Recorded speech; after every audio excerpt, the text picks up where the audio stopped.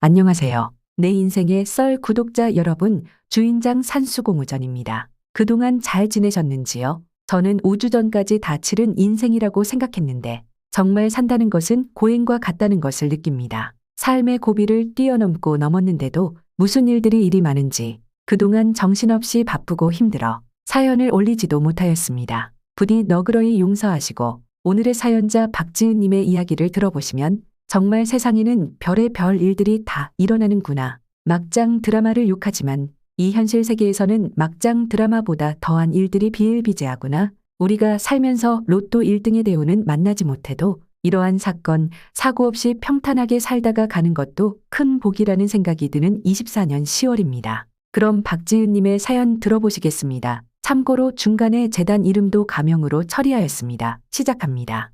안녕하세요. 제 이름은 박지은입니다. 올해로 56세가 되었네요. 제 인생 이야기를 들려드리려고 합니다. 아마 여러분은 제 이야기를 듣고 놀라실 수도 있고 어쩌면 공감하실 수도 있을 거예요. 하지만 제게는 이 이야기를 나누는 것 자체가 큰 용기가 필요했답니다. 30여 년 전으로 거슬러 올라가 볼까요? 그때 저는 25살의 젊고 푸른 꿈에 부풀어 있던 여자였어요. 대학을 갓 졸업하고 첫 직장에 들어간 지 1년 정도 되었을 때였죠. 회사 동료 모임에서 한 남자를 만났어요. 그 사람이 바로 제 남편이 된 김태훈이었습니다. 태훈 씨는 첫눈에 반할 만큼 잘생기지는 않았어요. 하지만 그의 눈빛에는 뭔가 특별한 것이 있었죠. 진중하면서도 따뜻한 눈빛 그리고 부드러운 미소. 저도 모르게 그에게 끌렸어요. 우리의 연애는 순탄했어요. 영화도 보고 한강에서 자전거도 타고 남산 타워에 올라가 서울 야경을 보며 미래를 꿈꾸기도 했죠. 태훈 씨는 언제나 세심하고 다정했어요. 제가 야근할 때면 회사로 찾아와 따뜻한 커피를 건네주곤 했죠. 그의 그런 작은 배려에 저는 매일매일 사랑에 빠져들었어요. 1년 정도 연애를 하고 우리는 결혼을 결심했습니다. 부모님들의 축복 속에 결혼식을 올렸고 신혼여행으로는 발리에 다녀왔어요. 지금도 생생히 기억나요. 발리의 해변에서 맞이한 일출, 그때 태훈 씨가 제게 속삭였던 말. 지은아, 우리 앞으로도 이렇게 매일 아침 함께 일출을 보며 살자. 내 인생의 태양은 너야. 그 말을 들은 순간 제 인생이 항상 이렇게 행복할 거라고 믿었어요. 신혼생활은 달콤했습니다. 작은 원룸에서 시작했지만 우리에겐 그곳이 세상에서 가장 아름다운 궁전 같았어요. 아침이면 서로를 위해 토스트를 굽고 저녁이면 함께 요리를 하며 하루 일과를 나눴죠. 주말이면 벼룩시장에 가서 우리 집에 놓을 소품들을 고르는 재미도 쏠쏠했어요. 결혼 2년 차에 저는 임신을 했어요. 우리의 기쁨은 하늘을 찔렀죠. 태훈 씨는 제가 임신한 걸 알고 나서 더 자상해졌어요. 매일 아침 출근 전에 제 배를 쓰다듬으며 태아에게 인사를 했고 퇴근길에는 항상 제가 좋아하는 과일을 사왔죠. 우리 아기, 아빠가 열심히 일하고 왔어. 건강하게 자라고 있지? 그렇게 우리의 아들 준우가 태어났어요. 준우의 첫 울음소리를 들었을 때 저와 태훈 씨는 눈물을 흘렸어요. 그 작고 여린 생명체가 우리의 사랑의 결실이라는 게 믿기지 않았거든요. 준우가 태어난 후 우리 가정은 더욱 단단해졌어요. 태훈 씨는 좋은 아빠였어요. 기저귀도 갈아주고 밤에 준우가 울면 저보다 먼저 일어나 돌봐주곤 했죠. 직장 일로 바빴지만 주말이면 항상 시간을 내서 우리와 함께 공원에 가거나 동물원에 다녀오곤 했어요. 여보, 우리 준우가 벌써 이렇게 컸네. 눈 깜빡할 사이에 중학생이 되겠어. 남편의 말처럼 시간은 빨리 흘렀어요. 어느새 준우는 초등학교에 입학했고 우리 부부는 30대 중반이 되었죠. 회사에서의 경력도 쌓이고 남편의 사업도 조금씩 자리를 잡아가면서 경제적으로도 여유가 생겼어요. 그 즈음 우리는 큰 결정을 했어요. 그동안 모아둔 돈으로 작은 건물을 매입한 거예요. 1층은 제가 오랫동안 꿈꿔왔던 카페로 꾸미고 나머지 층은 임대를 주기로 했죠. 카페 이름은 굿 메모리. 우리 가족의 행복한 순간들을 떠올리며 지은 이름이에요. 카페를 운영하면서 저는 정말 행복했어요. 손님들과 대화를 나누고 맛있는 커피와 디저트로 그들에게 작은 기쁨을 선사하는 것이 저희 낙이었죠. 남편도 가끔 카페에 들러 도와주곤 했어요. 여보, 당신은 역시 사람들에게 행복을 주는 재주가 있어. 이 카페가 당신 꿈을 이뤄준 것 같아 나도 기뻐. 남편의 응원에 저는 날개를 단 것처럼 신이 났어요. 우리 가족의 일상은 평화로웠어요. 아침이면 남편이 준우를 학교에 데려다주고 저는 카페를 열러 갔죠. 저녁이면 다 같이 모여 식사를 하고 준우의 학교 이야기를 듣는 게 일과였어요. 엄마, 아빠, 나 오늘 수학 시험에서 100점 받았어요. 준우의 즐거운 소식에 우리 부부는 얼마나 기뻐했는지 모릅니다. 주말이면 가족 여행을 가기도 했어요. 바다에 가서 모래성을 쌓고 산에 올라가 맑은 공기를 마시며 스트레스를 날려보내곤 했죠. 그때마다 우리 가족의 사진을 찍어 앨범에 차곡차곡 모았어요. 지금도 그 앨범을 보면 그때의 행복했던 기억이 생생히 떠오르네요. 그렇게 15년이라는 시간이 흘렀어요. 겉으로 보기에 우리 가족은 완벽해 보였을 거예요. 사랑하는 남편, 착한 아들, 안정된 사업, 많은 사람들이 부러워했죠. 하지만 인생이란 게 그렇더라고요. 행복할 때일수록 불행은 더 가까이에 있는 법이죠. 그리고 우리 가족에게도 그 시련의 순간이 찾아왔어요. 제 인생의 가장 큰 시련이자 우리 가족을 뒤흔들어 놓은 사건의 시작이었죠. 그날은 평범한 화요일 오후였어요. 카페에서 평소처럼 손님들에게 커피를 내리고 있었죠. 그때 카페 문이 열리며 한 젊은 여성이 들어왔어요. 처음 보는 얼굴이었지만 왠지 모르게 낯이 익은 것 같았어요. 20대 중반쯤 되어 보이는 그 여성은 긴 생머리에 또렷한 이목구비를 가지고 있었죠.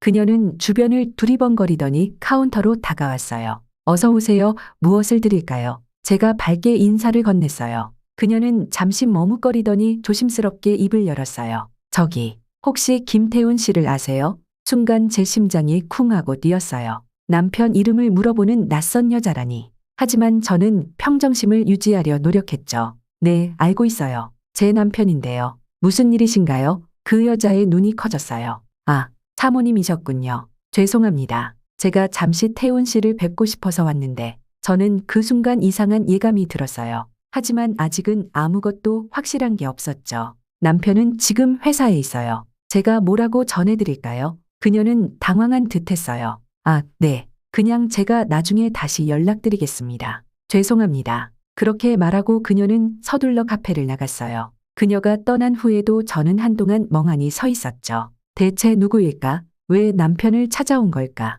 온갖 생각이 제 머릿속을 스쳐 지나갔어요. 그날 저녁, 남편이 퇴근하고 돌아왔을 때 저는 그 일을 이야기했어요. 여보, 오늘 카페에 이상한 손님이 왔었어. 당신을 찾아왔더라고. 남편의 표정이 순간 굳어지는 것을 놓치지 않았어요. 누구였는데? 남편의 목소리가 약간 떨렸어요. 잘 모르겠어. 20대 중반쯤 되어 보이는 여자였는데. 당신 아는 사람이야? 남편은 잠시 침묵하더니 대답했어요. 아, 아마 회사 일로 온 것 같은데. 요즘 새로운 프로젝트 때문에 여러 사람들을 만나거든. 그의 설명은 그럴듯했지만 왠지 모르게 찜찜한 기분이 들었어요. 하지만 그때는 그냥 넘어갔죠. 남편을 믿었으니까요. 그 일이 있고 나서 얼마 지나지 않아 남편의 행동이 조금씩 변하기 시작했어요. 전에는 없던 야근이 잦아졌고 주말에도 회사에 나간다고 하더라고요. 휴대폰을 손에서 놓지 않았고 가끔 제가 다가가면 황급히 화면을 끄곤 했죠. 여보, 요즘 많이 바빠? 어느 날 저녁 용기를 내어 물어봤어요. 응, 새 프로젝트 때문에 정신없어. 미안해, 당신한테 신경을 많이 못 썼지. 남편은 미안한 듯 웃으며 대답했지만 그의 눈빛은 어딘가 불안해 보였어요. 날이 갈수록 남편과 저 사이의 거리는 조금씩 멀어져 갔어요. 예전처럼 대화를 나누는 시간도 줄어들었고 함께 보내는 시간도 적어졌죠. 그러던 어느 날 남편의 와이셔츠에서 낯선 향수 냄새를 맡았어요. 제가 선물한 향수도 그가 평소에 쓰던 향수도 아닌 달콤한 여성 향수 냄새였죠. 그 순간 제 마음속에 의심의 씨앗이 뿌리를 내리기 시작했어요. 설마, 정말 그럴 리가 없어. 저는 계속해서 스스로를 다독였지만 밤마다 잠을 이루지 못하고 뒤척이기 시작했어요. 식욕도 떨어지고 일상생활에 집중하기도 힘들어졌죠. 카페에서 실수를 하는 날도 많아졌어요. 손님, 정말 죄송합니다. 제가 주문을 잘못 들었네요. 이런 일이 반복되자 단골 손님들도 저를 걱정하기 시작했어요. 사장님, 요즘 안색이 안 좋아 보이네요. 무슨 일 있으세요? 하지만 저는 그저 웃으며 아니에요, 괜찮아요. 라고 대답할 뿐이었죠. 그렇게 몇 주가 지났어요. 제 마음속 의심은 점점 커져갔고 더 이상 이대로는 안 되겠다는 생각이 들었죠. 결국 저는 용기를 내어 남편의 휴대폰을 몰래 확인하기로 했어요. 어느 날 밤 남편이 샤워를 하는 동안 저는 떨리는 손으로 그의 휴대폰을 집어들었어요. 다행히 비밀번호는 여전히 제가 알고 있던 그대로였죠. 천천히 메시지함을 열었어요. 그리고 그곳에서 소연이라는 이름을 발견했어요. 메시지의 내용을 읽기 시작했을 때 제 세상이 무너져 내리는 것 같았어요. 오빠, 오늘 만나요. 이제 곧 모든 게 끝날 거예요. 우리가 함께 할 수 있을 거예요. 그 순간 화장실 문이 열리는 소리가 들렸어요. 저는 황급히 휴대폰을 제자리에 돌려놓고 자는 척했어요. 하지만 제 마음은 이미 천갈래 만갈래 찢어져 있었죠. 그날 밤 저는 눈물로 베개를 적셨어요. 20년간의 믿음과 사랑이 한순간에 무너져 내린 것 같았거든요. 그리고 다음 날 저는 큰 결심을 하게 됩니다. 다음 날 아침 저는 거울 속 제 모습을 바라보며 깊은 한숨을 내쉬었어요. 눈 밑에 다크서클과 창백한 얼굴이 지난 밤 겪은 고통을 그대로 보여주고 있었죠. 하지만 이대로 주저앉을 순 없었어요. 진실을 알아야 했습니다. 난 할 수 있어. 반드시 진실을 밝혀낼 거야. 스스로에게 다짐하며 휴대폰을 들었어요. 손가락이 떨렸지만 용기를 내어 번호를 눌렀죠. 안녕하세요. 흥신소인가요? 상담을 받고 싶은데요. 흥신소 사람을 고용한다는 게 너무나 비현실적으로 느껴졌어요. 드라마에서나 볼 법한 일을 제가 실제로 하고 있다니. 하지만 이것 말고는 방법이 없었어요. 흥신소의 팀장님과의 만남은 그날 오후에 이루어졌어요. 카페 문을 닫고 나와 한적한 찻집에서 그를 만났죠. 박지은 씨, 말씀해 주세요. 어떤 점이 의심되시나요? 저는 떨리는 목소리로 그간의 정황을 설명했어요. 남편의 변화된 행동, 낯선 여자의 방문, 그리고 휴대폰에서 발견한 메시지까지. 알겠습니다. 최대한 빨리 조사에 착수하겠습니다. 하지만 준비하셔야 해요. 때로는 우리가 원치 않는 진실을 마주하게 될 수도 있으니까요. 팀장의 말에 가슴이 철렁 내려앉았어요. 정말 제가 원하지 않는 진실을 알게 될지도 모른다는 생각에 두려움이 밀려왔죠. 그 후 일주일 동안 저는 불안과 초조 속에서 하루하루를 보냈어요. 카페에서 일하는 동안에도 준우와 대화를 나누는 중에도 심지어 남편과 함께 있을 때조차 마음 한구석이 무거웠죠. 엄마, 괜찮아요? 요즘 많이 피곤해 보여요. 준우의 걱정 어린 목소리에 마음이 아팠어요. 아들에게까지 내 고민을 보여주고 싶지 않았는데. 괜찮아, 우리 아들. 그냥 일이 좀 바빠서 그래? 걱정하지 마. 거짓말을 하는 제 자신이 너무나 싫었지만 지금은 이렇게 할 수밖에 없었어요. 그리고 마침내 팀장으로부터 연락이 왔어요. 박지은 씨, 조사 결과가 나왔습니다. 직접 뵙고 말씀드리고 싶은데요. 그날 오후 저는 다시 한번 그 찻집으로 향했어요. 심장은 터질 듯이 뛰고 있었고 손바닥에는 식은땀이 가득했죠. 박지은 씨, 먼저 심호흡을 하세요. 제가 지금부터 보여드릴 자료들이 충격적일 수 있습니다. 팀장이 건네준 서류 봉투를 떨리는 손으로 열었어요. 그 안에는 여러 장의 사진이 들어 있었습니다. 첫 번째 사진은 남편과 젊은 여성이 카페에서 다정하게 대화를 나누고 있었어요. 그 여성, 바로 제 카페에 왔었던 그 여자였죠. 두 번째 사진은 둘이 손을 잡고 공원을 산책하고 있었어요. 남편의 얼굴에는 오랜만에 보는 행복한 미소가 어려 있었죠. 세 번째 사진이 잠깐, 이건 제 손에서 사진이 떨어졌어요. 그 사진 속에는 남편과 그 여자가 서로를 껴안고 키스하는 모습이 담겨 있었거든요. 박지은 씨, 괜찮으세요? 팀장의 목소리가 아득하게 들렸어요. 눈앞이 캄캄해지는 것 같았죠. 그 여자, 누군지 아세요? 저는 겨우 입을 열었어요. 네, 조사해봤습니다. 그녀의 이름은 김소연, 23세입니다. 그리고 팀장이 잠시 망설이더니 말을 이었어요. 그녀는 당신 남편의 딸입니다. 그 말을 듣는 순간 제 세상이 완전히 무너져 내렸어요. 딸이라고요? 어떻게 이런 일이? 무슨 말씀이세요? 어떻게 그럴 수가? 20여 년 전 김태훈 씨가 결혼하기 전에 있었던 일입니다. 그는 당시 교제하던 여성과의 사이에서 아이를 가졌지만 그 여성이 아이를 혼자 키우겠다고 하고 사라졌다고 해요. 그리고 최근에 그 딸이 아버지를 찾아 나선 겁니다. 저는 그 자리에서 일어날 수가 없었어요. 20년 전이라 그런 큰 비밀을 숨긴 채 저와 결혼했다는 사실에 배신감이 밀려왔어요. 그런데 왜 키스를? 어떻게 아버지와 딸이? 제 목소리가 떨렸어요. 팀장은 조심스럽게 말을 이었어요. 그들의 관계는 단순한 부녀 관계를 넘어선 것 같습니다. 김태훈 씨는 딸의 존재를 처음 알았을 때부터 혼란스러워했고 점점 그 관계가 변질된 것으로 보입니다. 저는 그 자리에서 구토감을 느꼈어요. 아버지와 딸 사이에 그런 관계라니. 이건 너무나 충격적이고 역겨운 일이었어요. 그들은 지금도, 네, 현재 자주 만나고 있습니다. 그리고 앞으로의 관계를 어떻게 해야 할지 고민하고 있는 것 같아요. 팀장의 말을 듣고 있자니 현실감이 없었어요. 마치 누군가의 인생 영화를 보고 있는 것 같았죠. 하지만 이건 영화가 아니었어요. 바로 제 현실이었죠. 박지은 씨, 이런 상황에서 어떻게 대처하실 건가요? 팀장의 질문에 저는 대답할 수 없었어요. 어떻게 해야 할지, 무엇을 해야 할지 전혀 감이 오지 않았거든요. 그날 밤, 저는 집으로 돌아가는 대신 한강변을 홀로 거닐었어요. 차가운 강바람이 제 뺨을 스쳐 지나갔지만 내 마음속 불타오르는 분노와 배신감, 그리고 혼란을 시키기에는 역부족이었죠. 여보, 어떻게 이럴 수가 있어요? 우리의 20년은 대체 뭐였나요? 강물을 바라보며 중얼거렸어요. 눈물이 볼을 타고 흘러내렸지만 저는 닥지 않았어요. 이제 제가 어떤 선택을 해야 할지, 어떻게 이 상황을 헤쳐 나가야 할지 깊이 고민해야 했습니다. 그리고 그날 밤, 저는 인생에서 가장 큰 결심을 하게 됩니다. 그날 밤 한강변에서 오랜 시간을 보낸 후 집으로 돌아왔어요. 현관문 앞에 서서 한참을 망설였죠. 문을 열면 마주하게 될 현실이 두려웠거든요. 하지만 더 이상 피할 수는 없었어요. 집 안으로 들어서자 남편이 거실에서 기다리고 있었어요.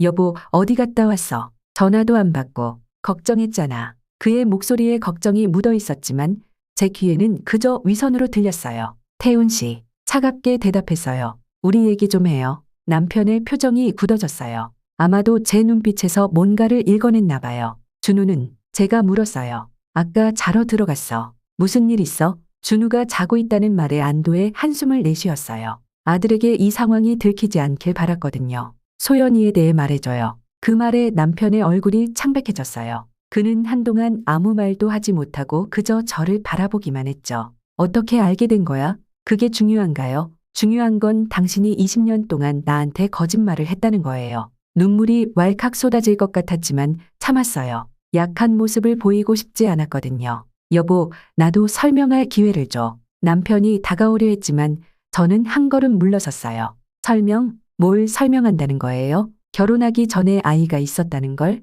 아니면 그 아이가 당신 딸이라는 걸 알고도 불륜을 저질렀다는 걸? 제 목소리가 점점 높아졌어요. 20년간 쌓아온 신뢰가 무너지는 소리가 들리는 것만 같았죠. 지은아, 잘못했어. 정말 미안해. 하지만 이해해줘. 처음에는 그저 아버지로서요. 그럼 지금은 뭔가요? 연인인가요? 남편은 말문이 막힌 듯 했어요. 그의 눈에 눈물이 고이는 걸 봤지만 더 이상 동정심 따위는 느껴지지 않았어요. 태훈 씨, 난 당신을 믿었어요. 20년 동안 한 번도 의심하지 않았어요. 그런데 당신은 목이 메어 더 이상 말을 잇지 못했어요. 남편이 한숨을 깊게 내쉬더니 천천히 말했어요. 지은아, 나도 처음에는 어떻게 해야 할지 몰랐어. 소연이가 갑자기 나타났을 때 난 그저 그 아이를 알아가고 싶었을 뿐이야.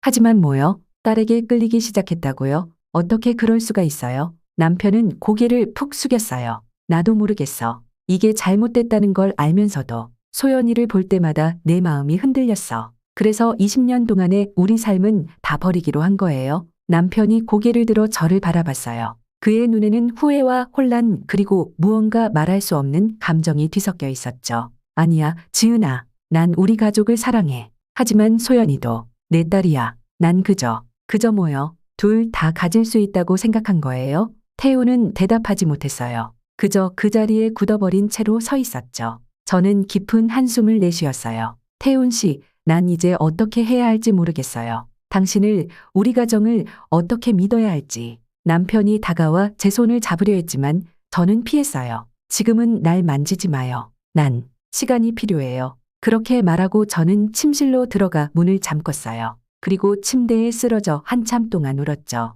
지난 20년의 행복했던 순간들, 그리고 앞으로 다가올 불확실한 미래. 모든 것이 뒤엉켜 제 마음을 아프게 했어요. 밤새 잠을 이루지 못하고 생각에 잠겼어요. 이혼을 해야 할까? 아니면 용서하고 새로 시작해야 할까? 준우이에게는 어떻게 설명해야 할까? 소연이는 그 아이를 어떻게 대해야 할까? 수많은 질문들이 제 머릿속을 맴돌았지만 쉽게 답을 찾을 수 없었어요. 단 한 가지 확실한 건 더 이상 예전으로 돌아갈 수 없다는 거였죠. 그날 밤 저는 한숨도 자지 못했어요. 그리고 다음 날 아침 저는 큰 결심을 하게 됩니다. 다음 날 아침 저는 눈을 뜨자마자 무거운 현실을 마주해야 했어요. 잠깐 동안 어제의 일이 모두 악몽이었기를 바랐지만 현실은 냉혹했죠. 침대에서 일어나 거울을 바라보는데 제 얼굴이 낯설게 느껴졌어요. 하룻밤 사이에 몇 년은 늙어버린 것 같았죠. 하지만 이대로 주저앉을 순 없었어요. 재현이를 위해서라도 강해져야 했습니다. 엄마가 어떻게든 지켜줄게. 거울 속 제 모습에게 다짐했어요. 집안은 조용했어요. 남편은 이미 출근한 듯 했고 준우는 아직 자고 있었죠. 부엌으로 가서 커피를 끓이며 생각을 정리했어요. 이대로는 안 돼. 뭔가 달라져야 해. 결심을 굳히고 휴대폰을 들어 전화를 걸었어요. 여보세요, 김 변호사님? 박지은입니다. 상담을 받고 싶은데요. 변호사와의 상담은 그날 오후에 이루어졌어요. 준우가 학교에 간 후 카페 문을 닫고 변호사 사무실로 향했죠. 박지은 씨, 상황을 자세히 설명해 주세요. 저는 떨리는 목소리로 모든 것을 털어놓았어요. 남편의 비밀, 소연의 존재, 그리고 그들의 관계까지. 상황이 복잡하네요. 법적으로는 이혼 사유가 충분합니다. 하지만 재산 분할 문제가 있을 수 있어요. 그리고 무엇보다 아드님을 생각해야 합니다. 변호사의 말에 가슴이 아팠어요. 나의 아들 준호. 그 아이에게 어떻게 설명해야 할지, 이혼이 미칠 영향은 어떨지. 변호사님, 전 준우한테 상처 주고 싶지 않아요. 하지만 이대로 살 수도 없고. 네, 이해합니다. 우선은 별거를 시작하는 게 어떨까요? 법적 절차를 밟기 전에 서로 생각할 시간을 가져보는 거죠. 변호사의 제안을 듣고 고개를 끄덕였어요. 그래요. 즉흥적으로 결정할 일은 아니었죠. 그날 저녁, 남편이 퇴근하고 돌아왔을 때 저는 거실에서 그를 기다리고 있었어요. 준우는 친구 집에서 공부한다고 나가 있었죠. 태훈 씨, 얘기 좀 해요. 남편은 제 표정을 보고 뭔가 심각한 일이 있음을 직감한 듯했어요. 지은아, 나 들어봐요. 난 결심했어요. 당분간 따로 살기로요. 남편의 얼굴이 굳어졌어요.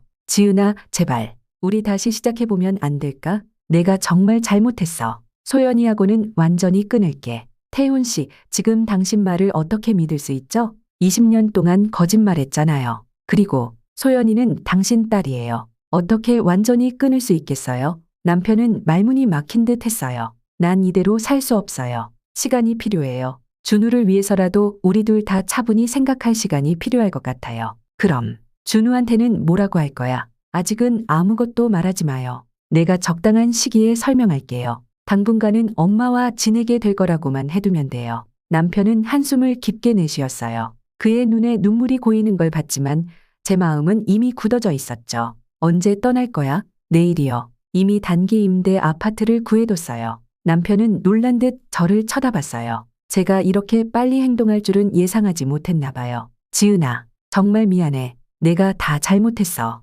그의 사과에 마음이 흔들렸지만 이미 되돌릴 수 없다는 걸 알았어요. 다음 날 아침, 저는 몇 가지 짐을 챙겨 집을 나섰어요. 준우가 학교에 간 후였죠. 남편은 출근하지 않고 집에 남아 있었어요. 준우 방과 후에 데려다 줄 테니 그때 설명해줘요. 남편은 고개를 끄덕였어요. 그의 눈에는 후회와 슬픔이 가득했지만 저는 더 이상 흔들리지 않으려 했었죠. 새로운 아파트로 향하는 차 안에서 저는 눈물을 참을 수 없었어요. 20년간의 추억, 사랑 그리고 믿음. 모든 것이 한순간에 무너져버린 것 같았죠. 하지만 동시에 이상한 해방감도 느꼈어요. 이제 더 이상 거짓 속에 살지 않아도 된다는 안도감이 밀려왔죠. 새 아파트에 도착해 짐을 풀면서 생각했어요. 이제부터 새로운 삶이 시작되는 거야. 준우를 위해서라도 강해져야 해. 그리고 그날 오후 준우가 왔어요. 그 아이의 눈에는 혼란과 불안이 가득했죠. 엄마, 우리 왜 여기 있는 거야? 아빠는.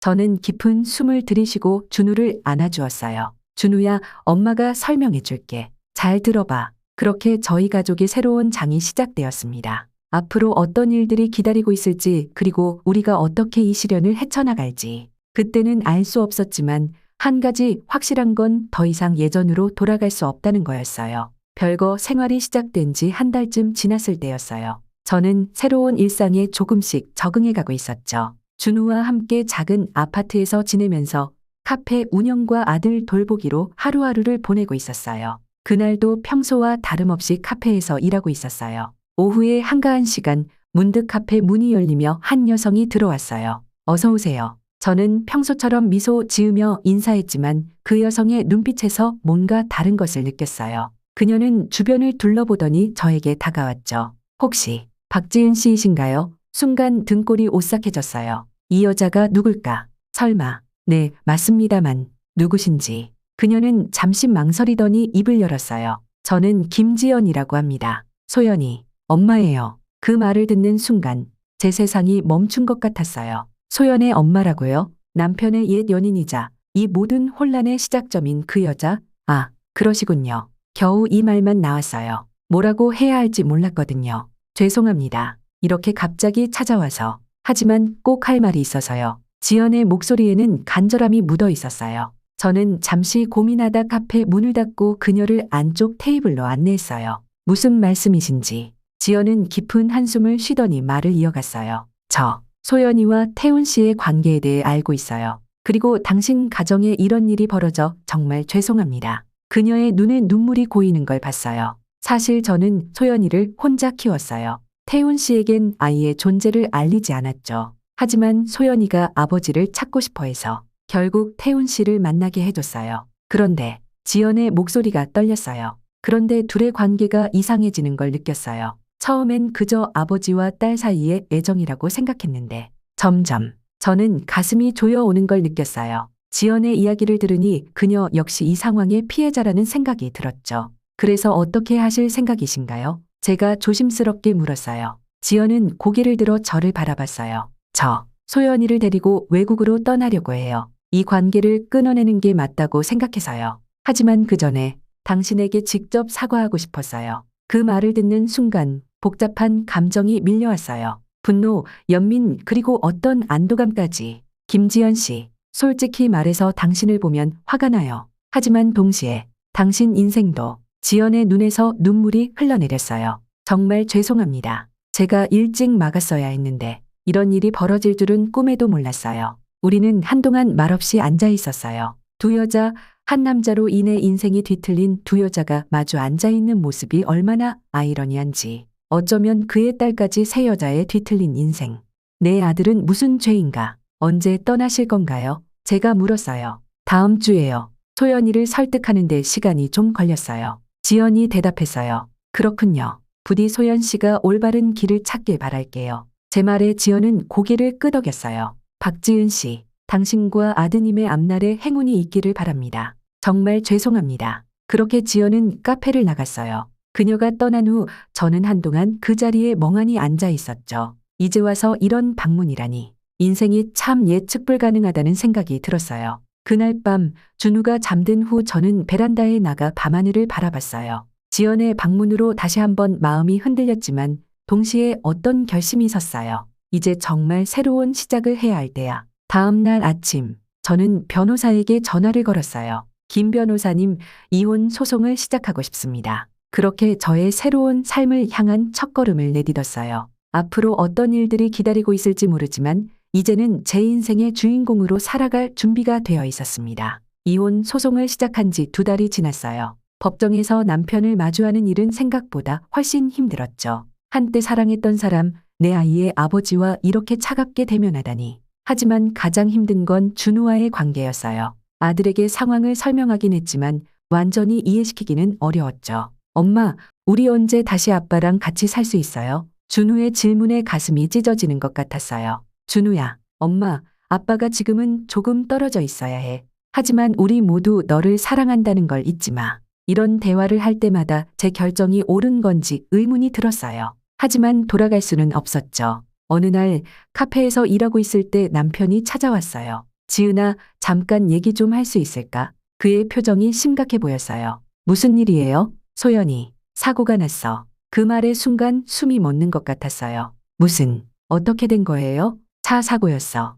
지금 중환자실에 있어. 남편의 목소리가 떨렸어요. 그의 눈에 눈물이 고인 걸 봤죠. 그래서 어쩌려고요? 난 소연이 곁에 있어야 해. 하지만 준우한테도 미안하고 당신은 어떻게 생각해? 순간 복잡한 감정이 밀려왔어요. 소연에 대한 미움, 남편에 대한 분노, 그리고 이상하게도 어떤 연민까지. 가세요. 소연 씨 곁에 있어야죠. 전 준우 돌볼게요. 제 입에서 나온 말에 저도 놀랐어요. 하지만 그게 옳다고 느꼈죠. 남편이 떠난 후 저는 한동안 멍하니 앉아 있었어요. 이런 상황에서 제가 취해야 할 태도는 뭘까? 소연을 미워해야 할까? 아니면 불쌍히 여겨야 할까? 그날 밤 준우를 재우고 나서 오랜만에 일기를 썼어요. 오늘 소연이 사고 소식을 들었다. 이상하게도 마음이 복잡하다. 미워해야 할 사람인데 왜 이렇게 마음이 아플까? 어쩌면 나도 모르게 그 아이를 이해하고 있었던 걸까? 우리 모두 각자의 방식으로 상처받고 고통받고 있는 걸지도 모른다. 며칠 후 병원에 갔어요. 남편에겐 알리지 않고 혼자 갔죠. 중환자실 앞에 서서 소연을 바라봤어요. 창백한 얼굴로 누워있는 그녀를 보니 가슴이 아팠어요. 뒤에서 들리는 목소리에 깜짝 놀랐어요. 뒤돌아보니 거기에는 지연이 서 있었어요. 아, 안녕하세요. 어색한 인사를 나눴어요. 소연이 보러 오셨나요? 지연의 목소리에 피곤함이 묻어났어요. 네, 어떻게 지내시나요? 많이 힘들어요. 하지만 희망을 잃지 않으려고 해요. 우리는 잠시 말없이 소연을 바라봤어요. 지은 씨, 정말 고마워요. 이렇게 와주시다니. 지연의 말에 고개를 저었어요. 아니에요. 저도 왜 왔는지 모르겠어요. 그냥 와야 할 것 같았어요. 그때 소연의 손가락이 움직이는 걸 봤어요. 지연과 저는 숨을 죽이고 지켜봤죠. 천천히 소연이 눈을 떴어요. 엄마? 소연의 희미한 목소리가 들렸어요. 지연이 울면서 소연의 손을 잡았어요. 저는 뒤로 물러나 그 모습을 지켜봤죠. 그 순간 뭔가가 제 마음속에서 녹아내리는 걸 느꼈어요. 미움, 분노, 아니면 원망. 그 모든 감정들이 서서히 사라지고 이상한 평화가 찾아왔어요. 병원을 나오면서 생각했어요. 우리 모두 완벽하지 않아. 실수하고 상처 주고 후회하면서 살아가는 거야. 하지만 그래도 우린 계속 살아가야 해. 집으로 돌아가는 길 준우에게 전화했어요. 준우야, 오늘 저녁에 피자 먹을까? 정말요? 와, 좋아요. 아들의 밝은 목소리를 들으니 미소가 지어졌어요. 이제야 알 것 같았어요. 진정한 용서와 치유는 이렇게 조금씩 천천히 오는 거라는 걸.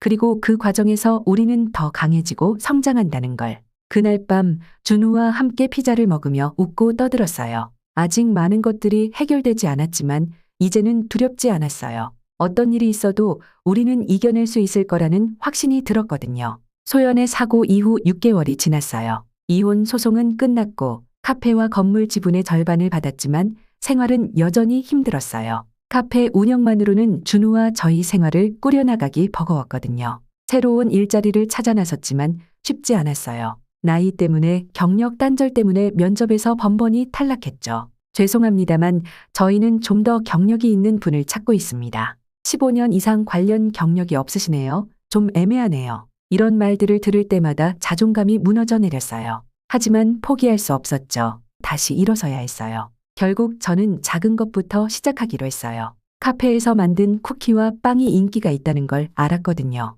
그래서 온라인으로 판매를 시작했어요. 밤늦게까지 베이킹을 하고 SNS로 홍보도 했죠. 처음에는 주문이 거의 없었어요. 하지만 포기하지 않고 계속 노력했죠. 레시피를 개선하고 포장도 더 예쁘게 만들었어요. 점점 입소문이 나기 시작했고 주문이 조금씩 늘어났어요. 엄마, 이제 주문이 밀렸대요. 제가 포장 좀 도와드릴게요. 준우가 기쁜 표정으로 말했어요. 아들과 함께 일하는 시간이 행복했죠. 그러다 우연히 동네 복지관에서 제과제빵 강좌를 연다는 공고를 봤어요. 망설이다가 강사로 지원했죠. 처음에는 떨렸지만 제 경험을 다른 사람들과 나누는 게 뿌듯했어요. 박지은 씨 덕분에 제가 꿈꾸던 작은 가게를 열 수 있게 됐어요. 정말 감사합니다. 수강생 중 한 분이 그렇게 말씀해 주셨을 때 제가 하는 일이 의미 있다는 걸 깨달았어요. 점점 제 삶이 안정을 찾아가기 시작했어요. 카페 운영, 온라인 판매, 강의. 바쁜 나날이었지만 보람찼죠. 엄마, 우리 이제 잘 살 수 있을 것 같아요. 엄마가 정말 대단해요. 준우의 말에 눈물이 났어요. 힘들었던 시간들이 주마등처럼 스쳐 지나갔죠. 어느 날 카페에 오랜만에 전 남편이 찾아왔어요. 지은아, 내가 이렇게 잘 해낼 줄 알았어. 정말 대단해. 전 남편의 말에 복잡한 감정이 들었지만 담담하게 대답했어요. 고마워요. 우리 준우를 위해서라도 열심히 살아야 했으니까요. 이제는 과거의 아픔을 딛고 앞으로 나아갈 수 있을 것 같아요. 제 힘으로 일어섰다는 자부심, 그리고 준우와 함께 만들어가는 새로운 삶에 대한 기대. 이런 것들이 저를 더 강하게 만들어주고 있어요. 카페와 온라인 베이커리 사업 그리고 강의 활동이 자리를 잡아가면서 저희 일상은 더욱 바빠졌어요. 하지만 그만큼 보람도 컸죠. 특히 제과제빵 강좌를 통해 만난 수강생들의 성공 이야기를 들을 때마다 가슴이 뿌듯했어요. 어느 날 지역 신문사에서 연락이 왔어요. 제 이야기를 듣고 인터뷰를 하고 싶다고 하더라고요. 처음에는 망설였지만 엄마, 해보세요. 엄마 이야기가 다른 사람들에게 힘이 될 수 있을 거예요. 인터뷰 날 떨리는 마음으로 제 이야기를 했어요. 결혼 생활의 어려움, 이혼 후의 고난, 그리고 새로운 시작을 위해 노력했던 과정들을. 기사가 나간 후 예상치 못한 반응이 있었어요. 비슷한 상황에 처한 많은 여성들이 연락을 해왔거든요. 박지은 씨 이야기를 읽고 용기를 얻었어요. 저도 다시 시작할 수 있을 것 같아요. 이런 메시지들을 받을 때마다 제 경험이 누군가에게 도움이 된다는 사실에 가슴이 벅찼어요. 그러던 중 지역 여성지원센터에서 강연 요청이 왔어요. 처음에는 망설였지만 이것도 제가 할 수 있는 작은 나눔이라고 생각하고 수락했죠. 강연장의 선이 정말 떨렸어요. 하지만 청중들의 진지한 표정을 보며 용기를 냈죠. 여러분, 새로운 시작은 결코 쉽지 않아요. 하지만 포기하지 않으면 반드시 길은 열립니다. 저도 여러분과 같은 자리에 있었어요. 하지만 지금은 이렇게 제 이야기를 나누고 있네요. 강연 후 많은 분들이 찾아와 이야기를 나눴어요. 그들의 눈빛에서 희망을 보았죠. 이런 경험들이 쌓이면서 새로운 꿈이 생겼어요. 어려움을 겪는 여성들을 돕는 일을 해보고 싶다는 생각이 들었거든요. 엄마, 작은 재단 같은 걸 만들어 보는 건 어때요? 준우가 제안했어요. 그 말에 가슴이 뛰었어요. 어쩌면 이것이 제가 찾던 인생의 새로운 목표일지도 모른다는 생각이 들었거든요. 준우의 제안을 시작으로 저는 새로운 시작 재단을 만들었어요. 처음에는 정말 작은 규모였죠. 카페 한 켠에 상담 공간을 마련하고 주변에 뜻있는 분들과 함께 시작했어요. 재단을 통해 경제적, 심리적으로 어려움을 겪는 여성들을 돕기 시작했죠. 제 경험을 바탕으로 그들에게 실질적인 조언을 해주고 때로는 그저 이야기를 들어주는 것만으로도 큰 위로가 된다는 걸 알게 되었어요. 박지은 님 덕분에 제가 다시 일어설 수 있었어요. 정말 감사합니다. 이런 말을 들을 때마다 제가 겪었던 모든 고난이 헛되지 않았다는 생각이 들었어요. 재단 활동이 알려지면서 뜻밖의 소식을 듣게 되었어요. 제 옛 직장에서 연락이 온 거예요. 박지은 씨, 우리 회사의 사회공헌 프로그램에 참여해 주셨으면 합니다. 당신의 경험과 지식이 정말 필요해요. 20여 년 전 임신과 함께 떠나야 했던 그곳에서 이제는 새로운 모습으로 돌아가게 된 거죠. 인생이 참 아이러니하다는 생각이 들었어요. 어느 날 준우가 대학 진학 계획을 이야기하더라고요. 엄마, 저도 사회복지를 공부하고 싶어요. 엄마처럼 어려운 사람들을 돕고 싶어요. 그 말을 듣는 순간 눈물이 왈칵 쏟아졌어요. 제가 겪은 모든 것들이 결국 우리 아들에게 좋은 영향을 미쳤다는 생각에 가슴이 벅찼거든요. 50대 후반, 이제 제 인생의 새로운 장이 시작되고 있어요. 돌이켜보면 우여곡절이 참 많았죠. 하지만 그 모든 경험들이 지금의 저를 만들었다고 생각해요. 며칠 전 우연히 전 남편을 마주쳤어요. 당신 정말 대단해. 이렇게 훌륭하게 살아내다니. 그의 말에 미소 지었어요. 고마워요. 우리 모두 각자의 방식으로 성장하는 것 같아요. 이제는 과거의 아픔을 넘어 그것을 통해 배운 것들에 감사할 수 있게 되었어요. 인생은 마치 하나의 큰 원 같아요. 우리는 끊임없이 새로운 시작점에 서게 되고 그 과정에서 조금씩 더 나은 사람이 되어가는 것 같아요. 제 인생의 다음 장은 어떤 모습일까요? 아직 모르겠어요. 하지만 이제는 두렵지 않아요. 어떤 어려움이 와도 그것을 통해 더 성장할 수 있다는 걸 알게 되었으니까요. 오늘도 저는 카페 문을 열며 생각해요. 자, 오늘은 또 어떤 새로운 시작이 기다리고 있을까? 긴 이야기가 끝났습니다. 이 사연을 접하면서 저도 좀 충격을 받았습니다. 당사자는 얼마나 충격이었을지. 그러나 사연의 맨 마지막, 오늘도 저는 카페 문을 열며 생각하신다고, 오늘은 또 어떤 새로운 시작이 기다리고 있을까? 라는 글이 저에게도 용기를 줍니다. 이 글을 들으시는 모든 분들께 힘이 되었으면 좋겠습니다. 지금 많이 지치시고 힘드신 분들도 내일은 내일의 태양이 뜬다 라는 말처럼 저도 설레임을 가지고 제 인생을 마주하려고 합니다. 구독자 여러분들에게도 정말 행복한 설레임으로 가득한 하루하루로 인생이 꽉 차 있기를 빌면서 다음 시간에 찾아뵙겠습니다. 환절기에 건강 조심하시고 다들 화이팅입니다.